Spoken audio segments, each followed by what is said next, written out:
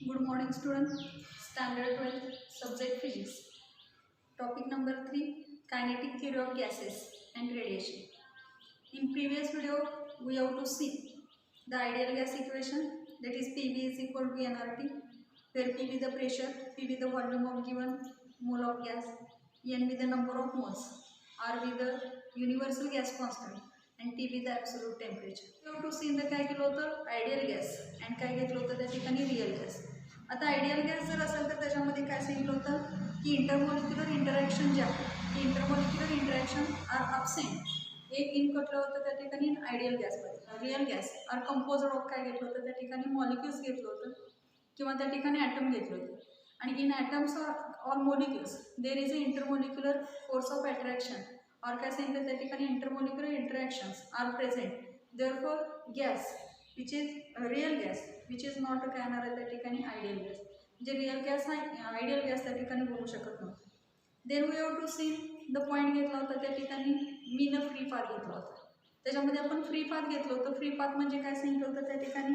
In between two successive collision. म्हणजे आपण gas मॉलिक्युलला काय केलं कंटेनरमध्ये त्या ठिकाणी एनक्लोज केलं तर ते गॅस मॉलिक्यूल रिजिड असतात, इलास्टिक असतात आणि ते काय होणार आहे इलास्टिक नेचर असल्यामुळे त्यांच्या ओरिजिनल त्यांची जी वेलॉसिटी असेल त्या वेलॉसिटीनं काय होणार आहे ते रँडम मोशनमध्ये जाणार आणि ते कोलाइड्स विथ काय होणार आहे त्या ठिकाणी इच अदर.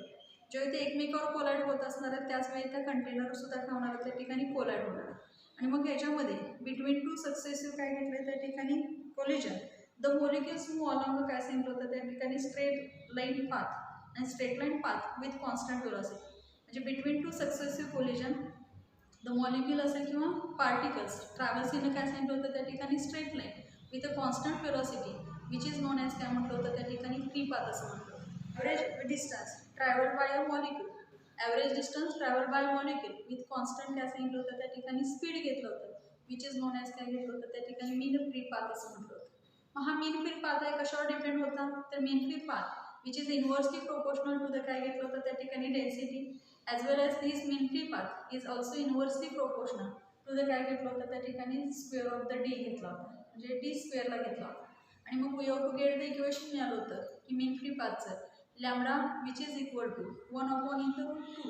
पाय घेतलं होतं त्यानंतर डी स्क्वेअर इंटू काय घेतलं होतं त्या ठिकाणी row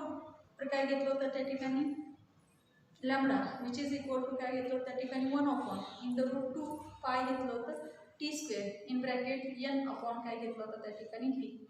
today we have to discussing new point that is काय घेणार आहे त्या ठिकाणी pressure of an ideal gas. आता आयडियल गॅस घेतला तर त्याच्यामध्ये प्रेशर असणार आहे, व्हॉल्यूम आहे, टेम्परेचर आहे, तिघांच्यामधलं रिलेशन आपण प्रिव्हियस व्हिडिओमध्ये त्या ठिकाणी बघितलं होतं. आता pressure of an ideal gas घ्यायचं असेल तर याचं काय घेतलं त्या ठिकाणी कायनेटिक थेरी प्रॉब्लेम घेतली. Let there be the n mole of an ideal gases enclosed in a काय सांगितलं त्या ठिकाणी क्युबिकल बॉक्स ऑफ व्हॉल्यूम घेतलं.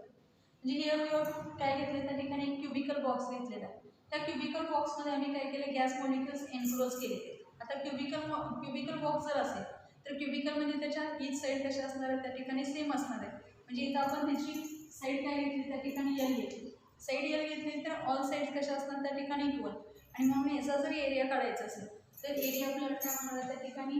Area which is equal to काय होणार आहे एल स्क्वेअर. म्हणजे एल इंटू काय घेतलं त्या ठिकाणी एल घेतलं. Then we have to taken काय घेतलं त्या ठिकाणी व्हॉल्यूम घेतला. Volume of the given cube जर घेतला तर विच इज इक्वल टू काय घेणार आहे त्या ठिकाणी एल क्यूब घेणार. सॉरी आपण कॅपिटल एल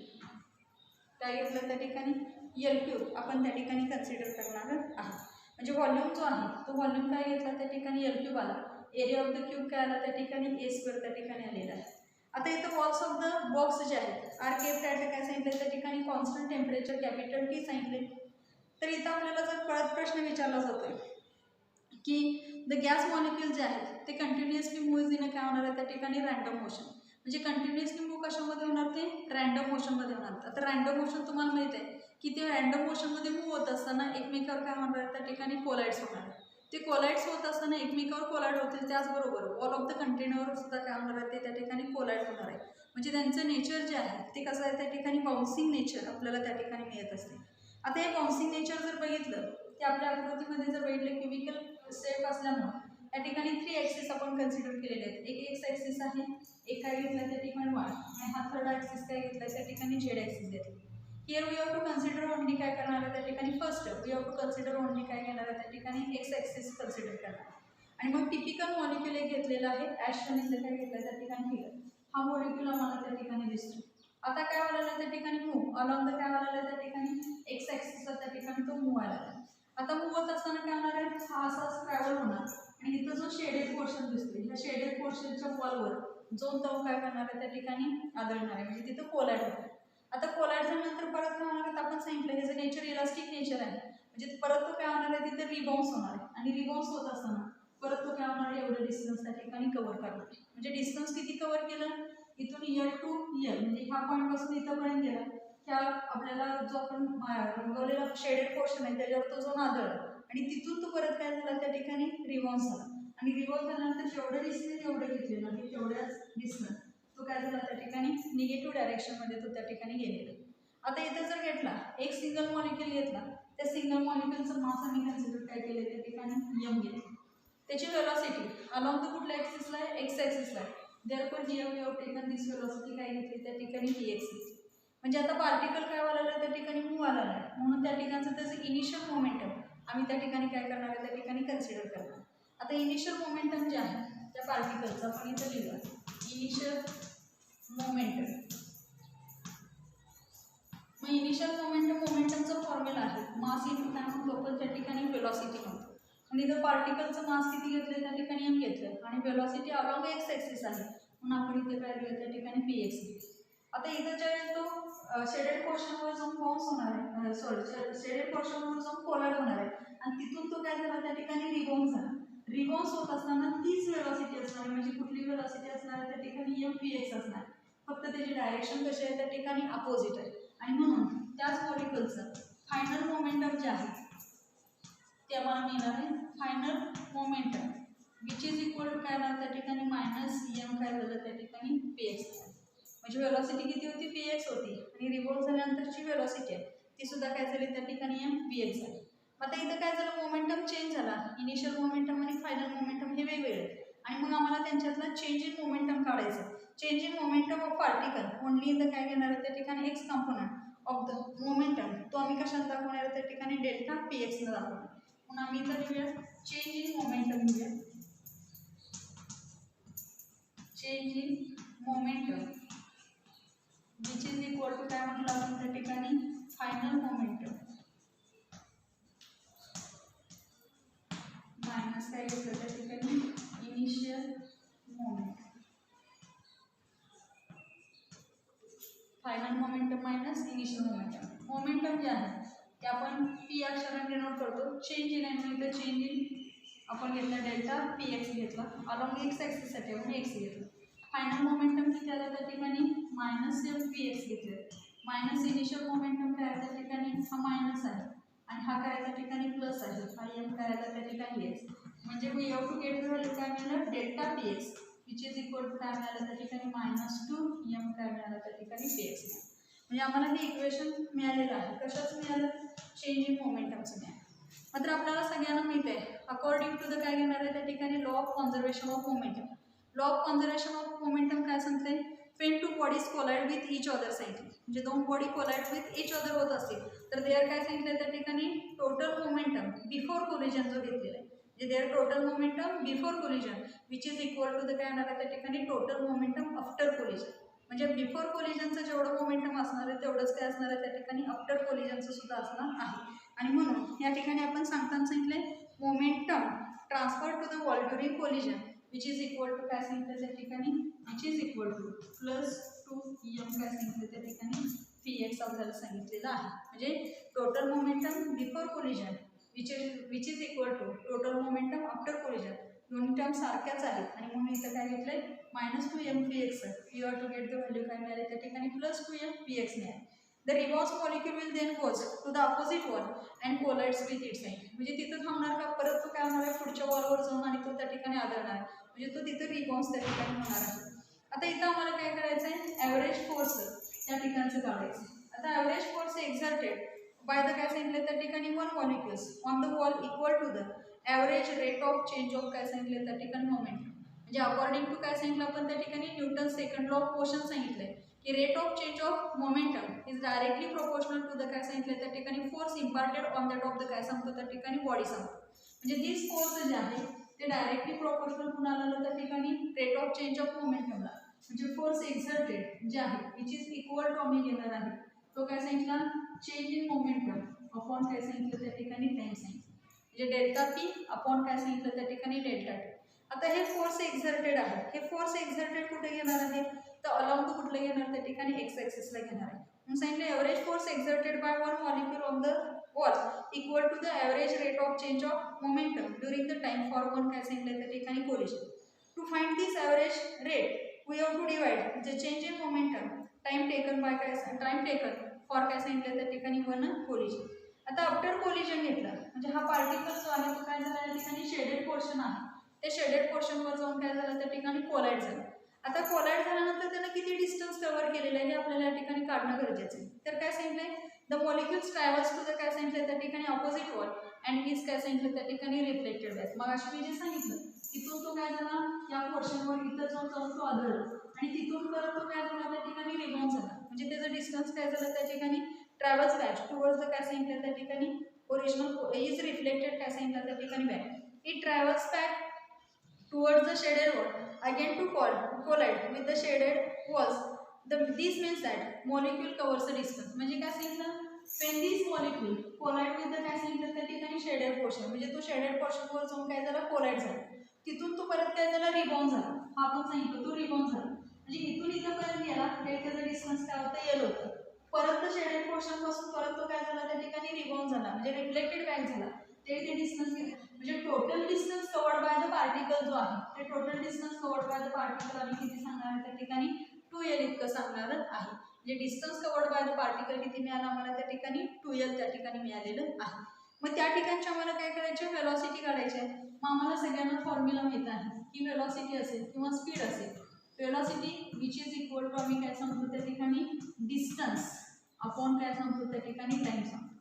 आता वेलॉसिटी हा अलॉंग कुठल्या ॲक्सिसला एक्स ॲक्सिसला आहे. Therefore we have taken here काय घेतलं त्या ठिकाणी bx. डिस्टन्स काय केलं पार्टिकल इथून इथंपर्यंत गेला परत तो पुन्हा काय झाला रिफ्लेक्टेड बॅक झाला ते त्याचं डिस्टन्स टोटल किती झालं 2l झालं. पुन्हा आपण इथे काय लिहूया 2l आणि टाइम काय सांगितलं त्या ठिकाणी डेल्टा. म्हणजे आता आम्हाला काय सांगायचं आहे की ज्यावेळेला पार्टिकल शेडेड पोर्शनवर जाऊन आदळणार आहे तिथून तो परत रिफ्लेक्टेड बॅक होणार आहे तेवढ्यासाठी लागणारा कालावधी काढायचा म्हणजे टाइम पिरियड आम्हाला काढायचा. तर तो टाइम पिरियड कसं येणार आहे delta T which is equal to 2l upon काय घेतलं त्या ठिकाणी px.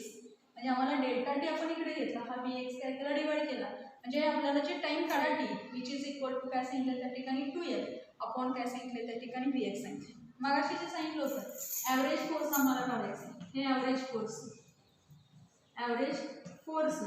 Which is equal to काय सांगितलं त्या ठिकाणी रेट ऑफ चेंज ऑफ काय येणार आहे त्या ठिकाणी मोमेंट. मग आपण इथं लिहूया rate of change of momentum. Force कसला आहे त्या ठिकाणी ॲव्हरेज आहे म्हणजे rate of change of momentum आमचं काय असणार आहे त्या ठिकाणी ॲव्हरेज. म्हणून आपण काय लिहूया त्या ठिकाणी average force which is equal to average rate of change of काय सांगितलं त्या ठिकाणी momentum which is equal to मग अशा आपण ही व्हॅल्यू लिहिली डेल्टा पी अपॉन काय लिहिलं होतं त्या ठिकाणी delta T means delta P upon काय लिहिलं त्या ठिकाणी डेल्टा टी लिहिलेलं.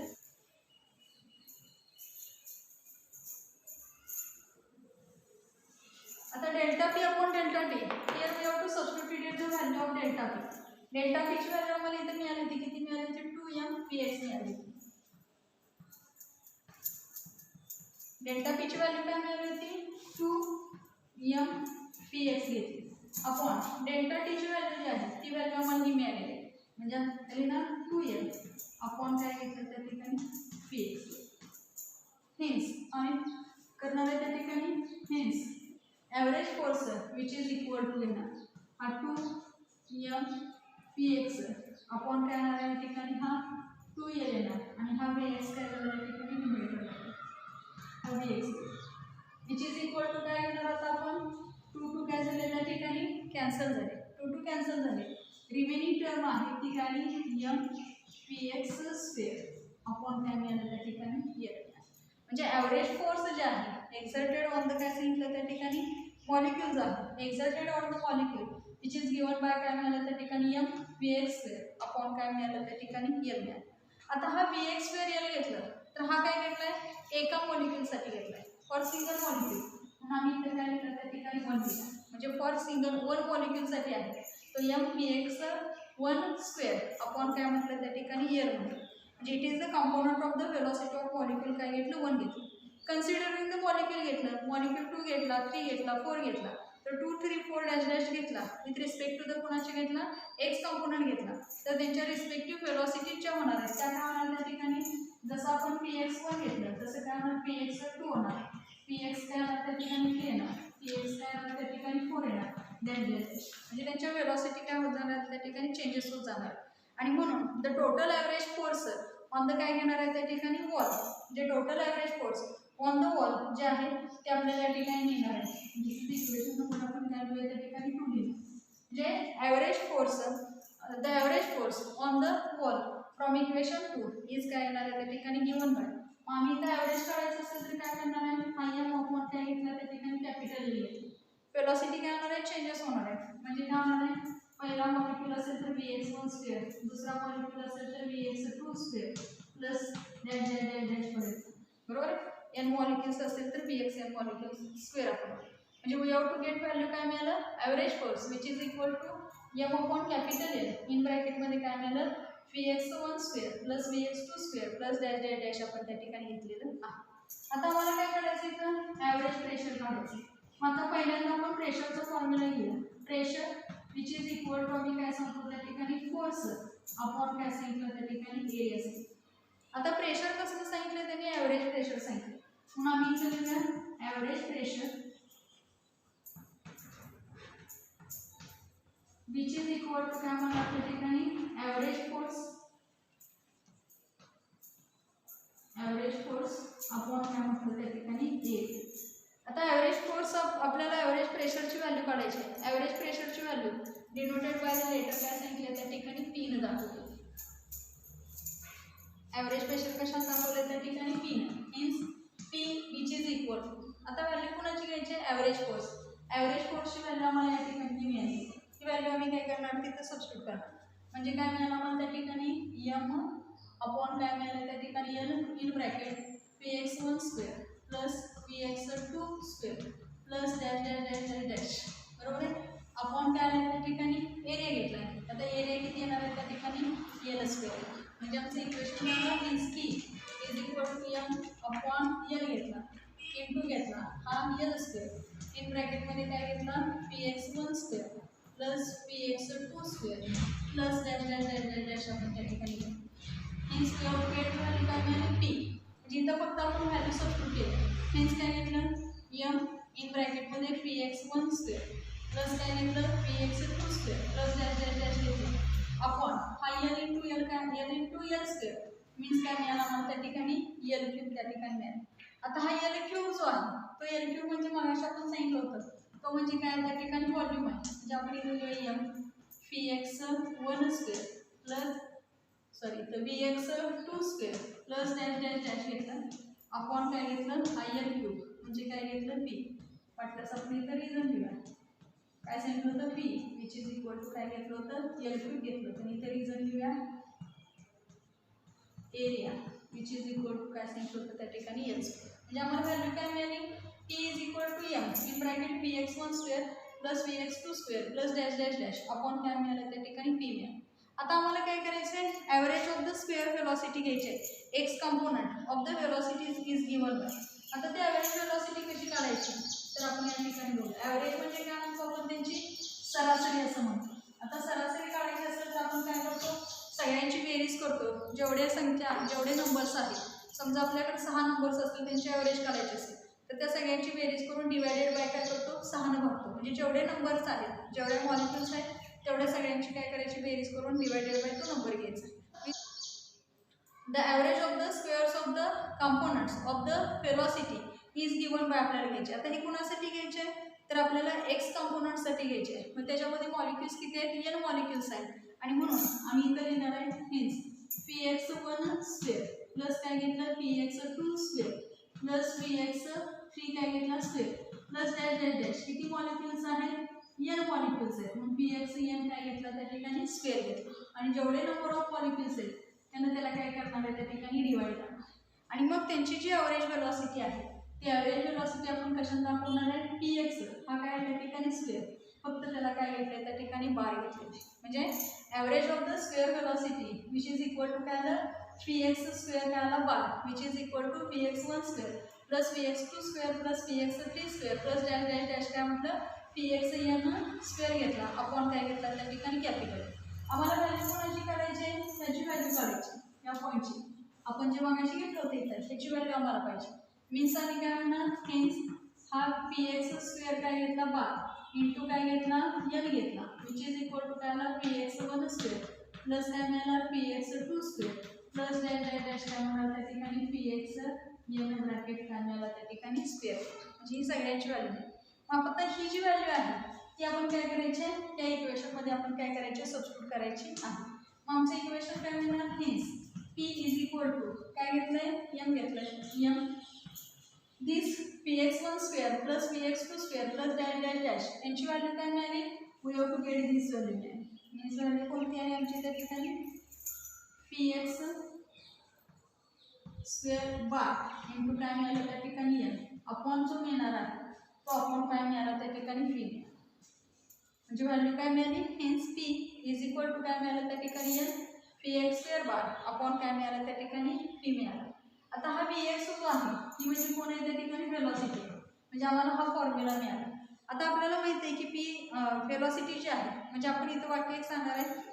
p square bar which is equal to काय घेतले त्या ठिकाणी px स्क्वेअर बार घेतला प्लस काय घेतले py स्क्वेअर काय घेतला बार घेतला प्लस काय घेतलं त्या ठिकाणी pz स्क्वेअर काय घेतला त्या ठिकाणी बार म्हणजे आपल्याला व्हॅल्यू काय मिळालं p square bar which is equal to px square bar plus py square bar plus काय मिळालं त्या ठिकाणी pz square bar by symmetry घेतले बाय सिमेट्री म्हणजे काय सांगितले की px जेवढा आहे तेवढाच py आहे तेवढाच काय सांगितले pz म्हणजे velocity along the x axis y axis आणि z ॲक्सिस असेल ती कशी आहे त्या ठिकाणी इक्वल आहे हे जर इक्वल असेल तर we have to get the value काय मिळणार आहे px स्क्वेअर बार म्हणजे हा px स्क्वेअर बारची व्हॅल्यू जी मिळणार आहे ती काय मिळाली त्या ठिकाणी 1/3 p स्क्वेअर काय मिळाले त्या ठिकाणी बार किंवा आपण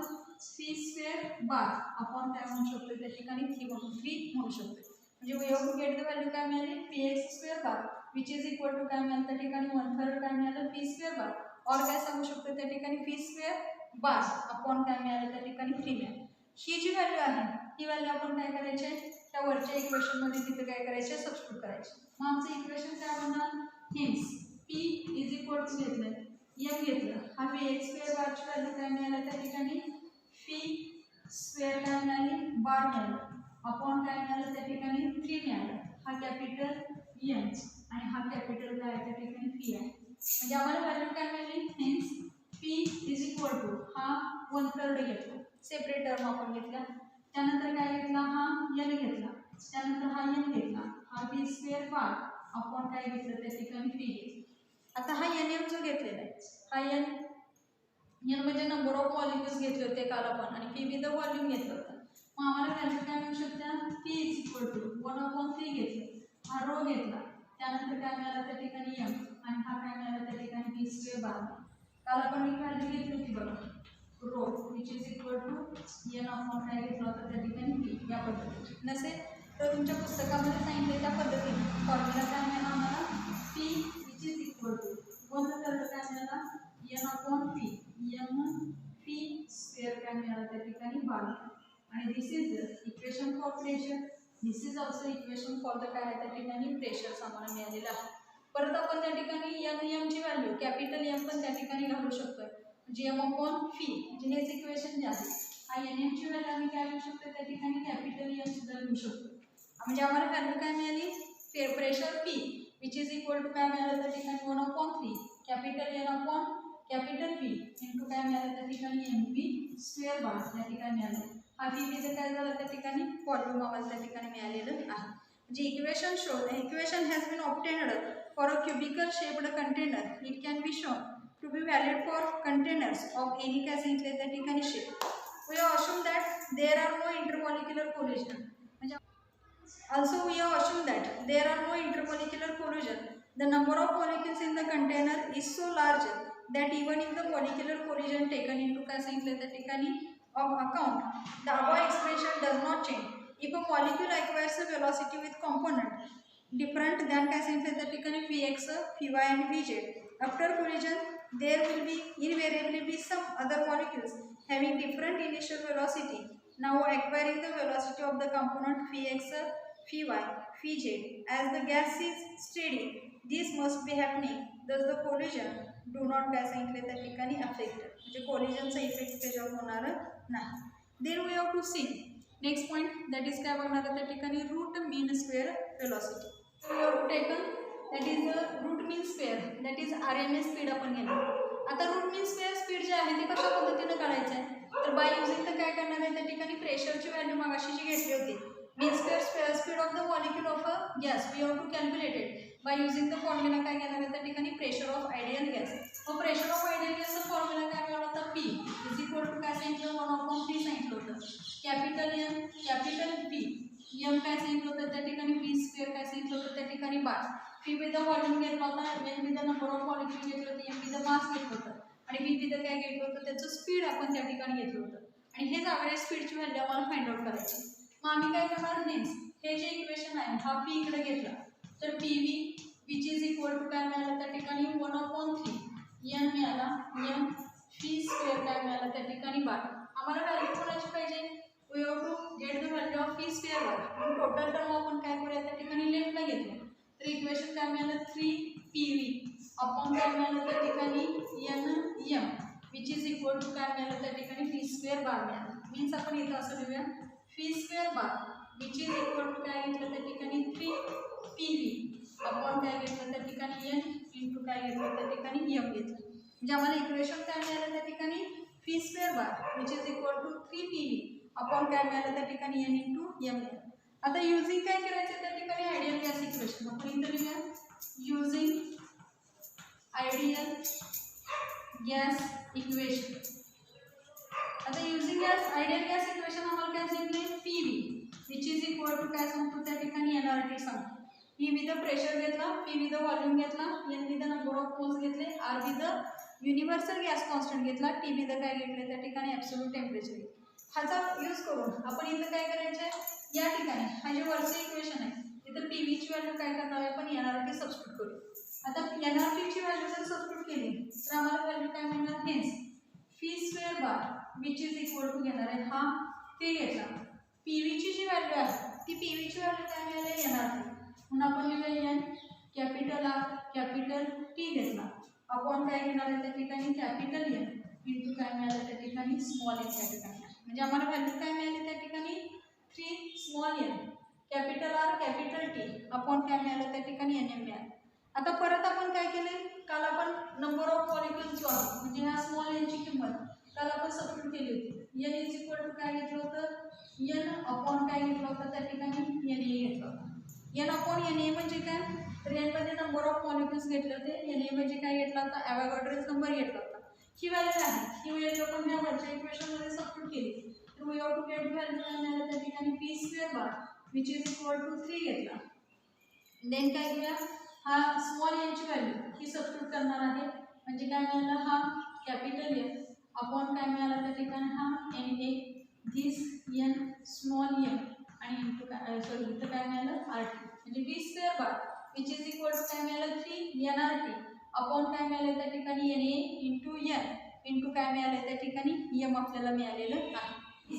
P स्क्वेअर काय घेतलं त्या ठिकाणी बार घेतलं याची काय घेतलं त्या ठिकाणी मीन स्क्वेअर म्हणजे इथं काय म्हटलं त्याला P मॅक्झिमम असं त्या ठिकाणी म्हटले म्हणजे वेलॉसिटीची व्हॅल्यू घेतली P maximum which is equal to सांगितलेलं आहे इन द रूट काय सांगितलं त्या ठिकाणी 3RT सांगितलं त्या ठिकाणी अपॉन काय घेतलेलं आहे M0 घेतलं.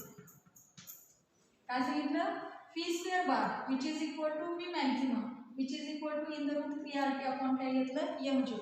फेअर काय घेतलं त्या ठिकाणी M0 चा M0 ला मी काय म्हटलं त्या ठिकाणी मोलर मास असं त्या ठिकाणी म्हटलेलं M0 दिलं काय सांगितलं मोलर मास ऑफ द काय घेतलं त्या ठिकाणी गॅस घेतलं आणि हा मोलर मास ऑफ द गॅसची जी व्हॅल्यू आहे त्या मोलर मास ऑफ द गॅसची व्हॅल्यू काय मिळाली त्या ठिकाणी Na इंटू काय मिळालं त्या ठिकाणी Ma. म्हणजे आम्हाला जर बघितलं हा n ला हा n काय झाला कॅन्सल झाला आणि हा तुम्हाला जो दिसतोय m आणि हा Na हा m इंटू Na ची व्हॅल्यू काय घेतली त्या ठिकाणी Na इंटू m म्हणजे काय घेतला m0 म्हणून आम्हाला व्हॅल्यू काय मिळाली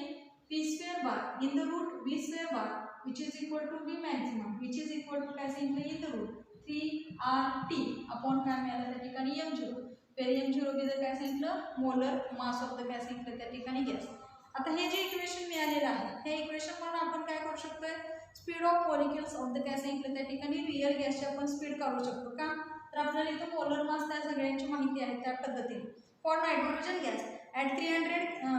kelvin the RMS speed is काय सांगितलं त्या ठिकाणी 517 मीटर पर सेकंद. फाईल for oxygen gas it is काय सांगितलं त्या ठिकाणी 483 मीटर पर सेकंद सांगितलं. आता परत जर बघितलं की आपण passage of sound waves through air medium speed of sound in a gas म्हणजे speed of sound in gas जो घेतलेला आहे तो गॅस काय मिळाला आपल्याला त्या ठिकाणी speed of sound in gas which is equal to जी व्हॅल्यू मिळालेली आहे इन द रूट काय मिळालं त्या ठिकाणी गॅमा RT अपॉन काय मिळालं त्या ठिकाणी m0 मिळाली म्हणजे व्हॅल्यू काय मिळाली गॅमा RT अपॉन काय मिळालं त्या ठिकाणी m0. आता गॅमा RT अपॉन m0 घेतलं तर हा गॅमा जो आहे तो काय त्या ठिकाणी स्पेसिफिक हीट रेशो आहे.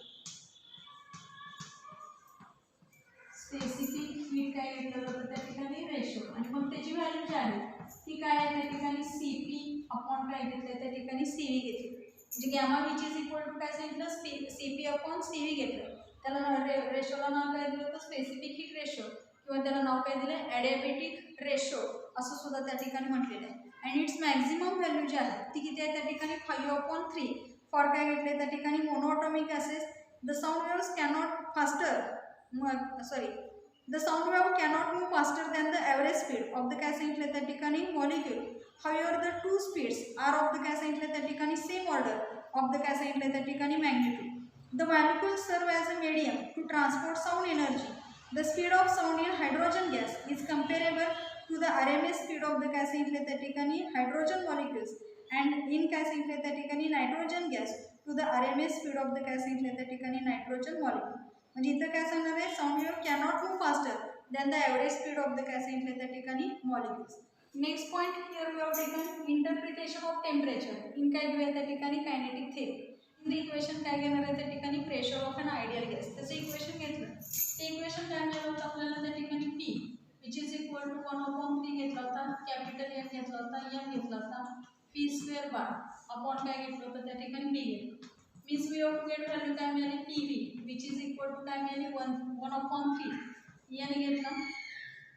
कॅपिटल M त्यानंतर M P स्क्वेअर काय आला त्या ठिकाणी 12. आता आम्हाला हे काय करायचं आहे कायनेटिक एनर्जीच्या फॉर्म्युलामध्ये आणायचं आहे. कायनेटिक एनर्जीचा फॉर्म्युला काय आहे 1/2 mv स्क्वेअर म्हणजे जर आम्हाला इथं 1/2 न मल्टिप्लाय केलं तर आपल्याला काय करणार आहे बघा means PV which is equal to 2/3 घेतला बरोबर आहे इंटू काय घेतला M इन ब्रॅकेटमध्ये 1/2 काय घेतला त्या ठिकाणी M P स्क्वेअर काय घेतला त्या ठिकाणी 12. म्हणजे मला काय केलं पाहिजे न्यूमरेटर आणि डिनॉमिनेटरला या 2 ने काय केलं पाहिजे मल्टिप्लाय. हा 2 2 कॅन्सल झाला तर इक्वेशन आपलं वरचंच येते हा 1/3 आला हा कॅपिटल N हा N M P स्क्वेअर झाला त्या ठिकाणी 12. म्हणजे आम्हाला व्हॅल्यू काय मिळाली 2/3 कॅपिटल N इन ब्रॅकेट काय मिळालं त्या ठिकाणी 1/2 M P स्क्वेअर काय मिळालं त्या ठिकाणी 12. जी क्वांटिटी आपण सांगितलेली आहे क्वांटिटी कोणती आहे तर या ठिकाणी क्वांटिटी 1/2 घेतलंय M P स्क्वेअर बार जी आहे ती रिप्रेझेंट काय करते त्या ठिकाणी कायनेटिक एनर्जी करते. हा kinetic energy which is equal to आम्ही काय म्हणणार त्या ठिकाणी E म्हणतो. इथं सांगताना काय सांगितलं ही जी क्वांटिटी आहे तो क्वांटिटी काय सांगितलं त्या ठिकाणी 1/2 M P स्क्वेअर बार आपण जो घेतलेला आहे ही जी क्वांटिटी आहे त्याला आपण ॲव्हरेज काय म्हटलं त्या ठिकाणी translation kinetic energy of molecule घेतली. In ideal gas the molecules are काय सांगितलं त्या ठिकाणी नॉन इंटरॅक्टिव्ह देअरफॉर त्या ठिकाणी काय असणार नाही पोटेन्शियल एनर्जी हेच there is a no potential energy term. जर पोटेन्शियल एनर्जी टर्म नसेल तर टोटल एनर्जी ही गुणा इतकी असणार आहे त्या ठिकाणी कायनेटिक एनर्जी इतकीच त्या ठिकाणी ती असणार आहे. म्हणून ॲव्हरेज टोटल एनर्जी जी आहे म्हणजे आम्ही सांगितलं हा ॲव्हरेज टोटल एनर्जी जी आहे ती denoted energy E therefore average total energy E is काय सांगितलं त्या ठिकाणी ई इज इक्वल टू काय घेणार आहे त्या ठिकाणी एन इन ब्रॅकेट 1/2 एम काय घेतला त्या ठिकाणी पी स्क्वेअर काय घेतला त्या ठिकाणी बार जी ईची व्हॅल्यू काय मिळाली E is equal to capital N into काय म्हटलं त्या ठिकाणी 1/2 एम पी स्क्वेअर काय मिळालं त्या ठिकाणी बार. आता ही जी व्हॅल्यू आहे हा 1/2 एम पी स्क्वेअर सॉरी इथं आपण इक्वेशन इथे ही व्हॅल्यू सबस्टिट्यूट करायला पाहिजे. Hence P V is equal to काय घेणार आहे हा 2/3 आहे असंच 2/3 हा काय आला त्या ठिकाणी N in bracket 1/2 M P square N in bracket 1/2 M C square साठी व्हॅल्यू काय घेणार आहे त्या ठिकाणी ए घेणार म्हणजे we have to get the value काय मिळाली त्या ठिकाणी P V which is equal to 2/3 into काय मिळालं त्या ठिकाणी ई मिळालं. त्याला इक्वेशन नंबर आपण काय करूया 2 घेऊया. दिस इज द इक्वेशन नंबर काय घेतलं 1. युजिंग काय घेतलं त्या ठिकाणी ideal gas equation. Using ideal gas काय घेतलं त्या ठिकाणी इक्वेशन. आयडियल गॅस इक्वेशन काय सांगते PV is equal to NRT सांगते ना which is equal to capital N into KB into काय सांगितलं त्या ठिकाणी टी. हा केबी म्हणजे कोण आहे त्या ठिकाणी बोल्ट्झमन कॉन्स्टंट त्या ठिकाणी. आणि मग आपण इथे व्हॅल्यू ठेवूया की पीवीची व्हॅल्यू काय सांगितलं त्या ठिकाणी 2/3 इंटू काय घेतले त्या ठिकाणी which is equal to capital N हा काय मिळाला केबी इंटू काय मिळालं त्या ठिकाणी टी मिळालं. आता आम्हाला व्हॅल्यू जी घ्यायची आहे ते इथे कोणाची व्हॅल्यू काढतोय बघा आपण हिन्स आपण इथे घेऊया हा कॅपिटल ई आपण काय घेतला त्या ठिकाणी म्हणजे हा एन इकडे आला काय झालं त्या ठिकाणी डिवाइड झाला E upon N which is equal to 2/3 term आपण काय करायचे राईटला घ्यायचे म्हणजे काय मिळालं 3/2 इंटू काय मिळालं त्या ठिकाणी केबी इंटू काय मिळालं त्या ठिकाणी टी मिळालं म्हणजे ई अपॉन एनची व्हॅल्यू जी आहे ती काय मिळाली 3/2 काय मिळाली त्या ठिकाणी केबी टी ही व्हॅल्यू आम्हाला त्या ठिकाणी मिळालेली आहे. दिस मीन्स दॅट काय सांगितलं त्या ठिकाणी ॲव्हरेज एनर्जी पर मॉलिक्यूल आहे तर average energy per molecule is proportional to the कुणाला आहे त्या ठिकाणी टी आहे. कारण का ही टर्म कॉन्स्टंट आपला नंबर आहे केबी ही कॉन्स्टंट आहे म्हणजे आम्ही काय सांगणार आहे की हा जो घेतलेला आहे average energy per molecule is proportional to कुणाला असणार आहे त्या ठिकाणी ॲब्सोल्यूट त्या ठिकाणी टेम्परेचर ऑफ अ काय सांगितलं त्या ठिकाणी gas. This equation the relate the microscopic parameter of the gas T to the काय सांगितलं त्या ठिकाणी kinetic energy of the molecule म्हणजे इथं काय सांगितलं average energy per molecule is directly proportional to the काय सांगितलं त्या ठिकाणी ॲब्सोल्यूट टेम्परेचर ऑफ अ काय सांगितलं त्या ठिकाणी गॅस सांगितलं. नाव